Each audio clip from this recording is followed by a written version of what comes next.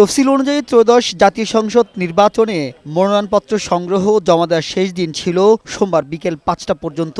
তাই সকাল থেকে ঢাকা সিটি কর্পোরেশনের ১৩টি আসনের মনোনয়নপত্র জমা দিতে ঢাকা বিভাগীয় কমিশনারের কার্যালয়ে ভিড় করেন প্রার্থী ও তাদের সমর্থকরা।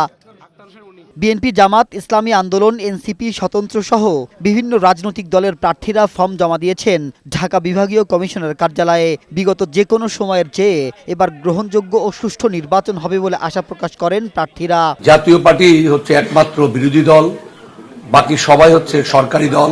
আমাদের এবারের সংগ্রাম চাঁদাবাজি, দখলদারি সহ সকল ধরনের কালো টাকা এবং পেশি শক্তির বিরুদ্ধে সংগ্রাম। 12 তারিখের নির্বাচনকে ঘিরে মানুষের ভিতরে যে উৎসাহ উদ্দীপনা আমরা দেখছি, আমি মনে করি কোনো অপশক্তি সেই স্রোতের কাছে পাত্তা পাবে না। মনোনয়নপত্র জমা দিয়ে আগ্রহী প্রার্থীরা বলেন, চ্যালেঞ্জ ও আশঙ্কা থাকলেও নির্বাচন সঠিক সময়ে অনুষ্ঠিত হবে। কালো টাকা মাফিয়া সন্ত্রাসীদের বিরুদ্ধে এবং তারা একটা কার্যকর ব্যবস্থা গ্রহণ করবেন। আমি সর্বোপরি চ্যালেঞ্জ নিয়ে এখানে এসেছি, কারণ আমার কাছে বাংলাদেশটা হলো ফার্স্ট।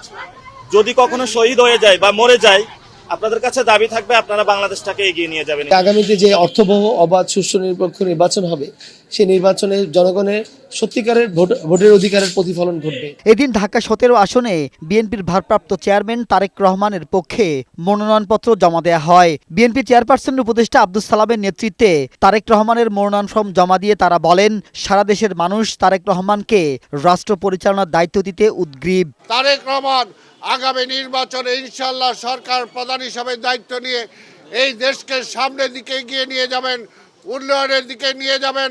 অর্থনৈতিক যে আজকে সমস্যা, এই অর্থনৈতিক সমস্যার সমাধান করবেন। ঢাকা ১৫ আসনে জামাতের আমির ডাক্তার শফিকুর রহমানের পক্ষে মনোনয়নপত্র জমা দিয়েছেন দলের নেতাকর্মীরা। আগামীর বাংলাদেশ গড়ার জন্য আমরা সবাই কাঁধে কাঁধ মিলে কাজ করব ইনশাআল্লাহ।